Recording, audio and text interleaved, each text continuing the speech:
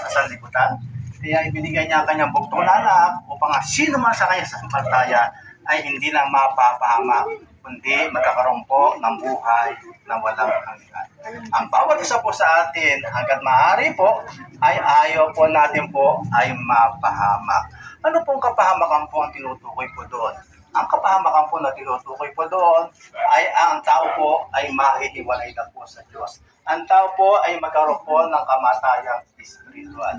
Ibig sabihin po, ang tao po na merong kaluluwa ay tutungo po yon sa lugar na kung saan ay ayaw po natin mapupunta po, na tinatawag po impyerno o dagat-dagatang apoy po.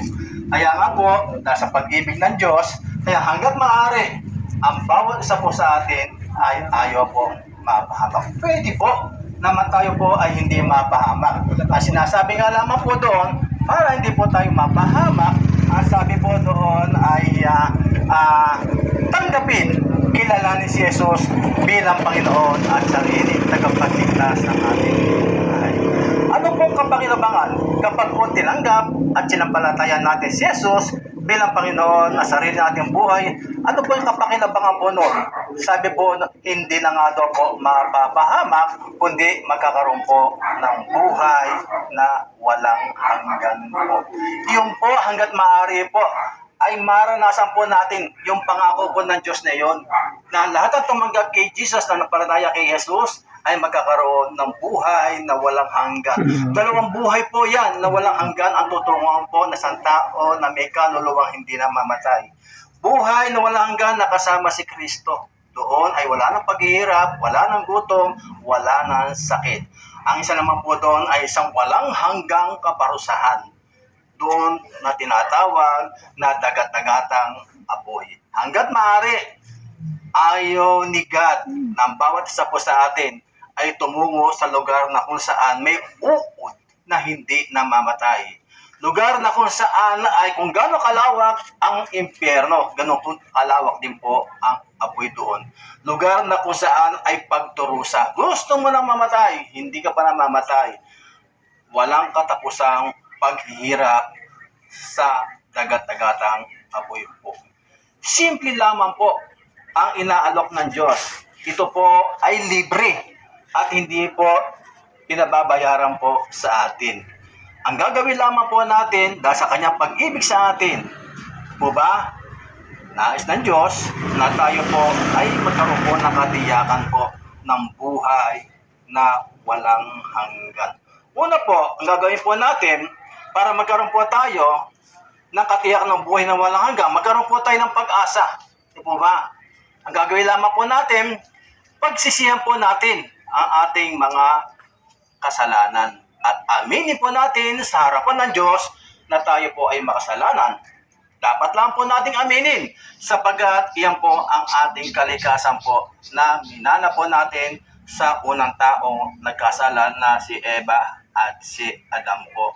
Kaya hindi po natin mapigil-pigil ang paggawa po ng kasalanan. Nagkakasala tayo sa isip, nagkakasala po sa salta, at nagkakasala po tayo sa gawa. Hindi po mapigil-pigil ang paggawa natin ng kasalanan. Inya po sinasabi sa Roma 3:23, kamatayan ang kabayaran ng kasalanan. Kaya po, ang kamatayan po na tinutukoy po doon, hindi lang kamatayang physical, kundi kamatayang spiritual, na habang buhay na ikaw ay mahiwalay sa Diyos. Ibig sabihin, pag nahiwalay ka po sa Diyos, may kapahamakan po. Pero may solusyon po. Dahil nga po sa pag-ibig ng Diyos po sa atin, ano solusyon? Ang kailangan na po ng gawin ng tao ay malampalataya at tanggapin si Jesus bilang Panginoon at sariling tagapagligtas ng kanyang buhay. Sabi nga po, pagsisihan natin ang ating kasalanan, aminin natin sa harapan ng Diyos na tayo makasalanan, at papasukin natin si Jesus sa ating puso, sa ating buhay bilang Panginoon at sariling tagapagligtas. Kapag ginawa po natin iyon, mga kaibigan, mararanasan po natin ang pag-asa, mararanasan po natin ang pangako ng Diyos. Dito pa lamang po, na habang tayo nabubuhay sa mundong ito, hindi tayo iiwanan ni God. Kakalingain niya po tayo at ang pinakamasarap po noon, yung pinakako niya po sa atin, katiyakan ng buhay na walang hanggan. Sabi nga po, lahat ng ating mga ginagawa po dito, para lang po tayo, ika nga po, mabuhay, kumain, magtatrabaho po tayo at nakakaras pa po tayo ng gutom. Sumasablay pa sa pagtatrabaho, nagkakaroon pa ng sakit, nagkakaroon pa po ng gutom. At hindi lamang po yun, meron pang lindol, meron pang digmaan. Napakahirap po na nararanasan natin sa mundo ito. Ang sinasabi nga lamang po, hanggang sa kabilang buhay pa, walang katapusan pa ang paghihirap na mararanasan natin ang mga bagay po na yon. Walang katapusan. Pagdurusa yung lugar po na tinutukoy pong kapamakan po na yon. Ang sinasabi nga lamang po, may lunas. Ano ang lunas? Ulitin po natin. Aminin po natin sa harapan ng Diyos at tayo makasalanan. Talikuran po natin ating kasalanan. At pagkatapos po, papasukin po natin, paghariin po natin si Jesus sa ating puso, sa ating buhay. Siya maghari sa ating buhay. At kung gagawin po natin iyon, sabi nga po sa John 1:12, ang lahat ng tumanggap at nanampalataya kanino? Kay Jesus ay pinagkalooban ng karapatang maging anak ng Diyos. At kung magkagayon, mararanasan po natin ang ipinangako po ng Diyos, buhay na walang hanggan. Lugar ay nananatili liwanag, lugar ng kapayapaan, lugar ng kaaliwan, at lugar na liwanag, sapagkat ang nagbibigay po ng liwanag doon ay walang iba kundi si Jesus. Samantala sa kabilang lugar po, sa kabilang buhay po, lugar ng kadiliman, lugar ng apoy, lugar ng uod, lugar ng pagdurusa, walang katapusang pagdurusa sa lugar na iyon. Kaya mga giliw na tagapakinig, kumusta na po kayo? Nawa po ay ang mensahe po ni God po nito. Ang dakilang pag-ibig ni God nito ay inyo pong tanggapin at hanggat maaari ay maranasan nyo po. Upang sa ganoon, magkaroon po tayo ng kasiguraduhan at katiyakan ng buhay na walang hanggan. Salamat po, nawa po ay patuloy po kayong pagpalain ng Panginoon. Hindi po ito sekta, hindi po ito relihiyon. Sapagkat ang relihiyon po ay nagagamit pa po sa paghahanap buhay. Nagagamit po ito sa pagbibusiness. Ang relihiyon. Hindi po sa ibang simbahan ang usapan dito para ka lang ay maligtas. Hindi sa inyong lingkod, hindi sa mga pastor, hindi sa mga kilala natin, mga alagad ni Kristo.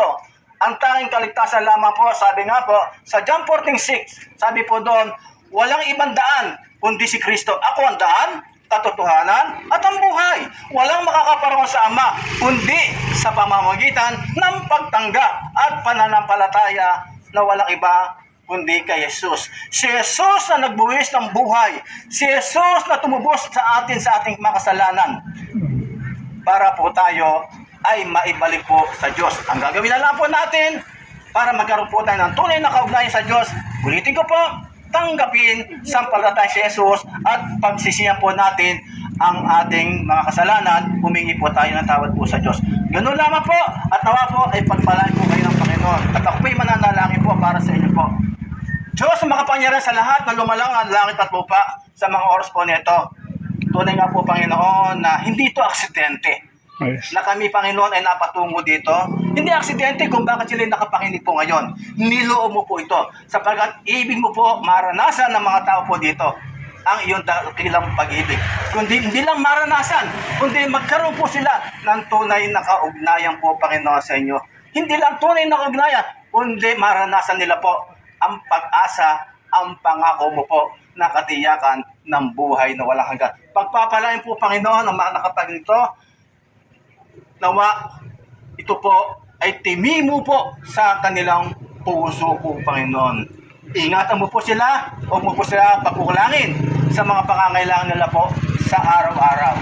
Salamat po, Panginoon, salamat po.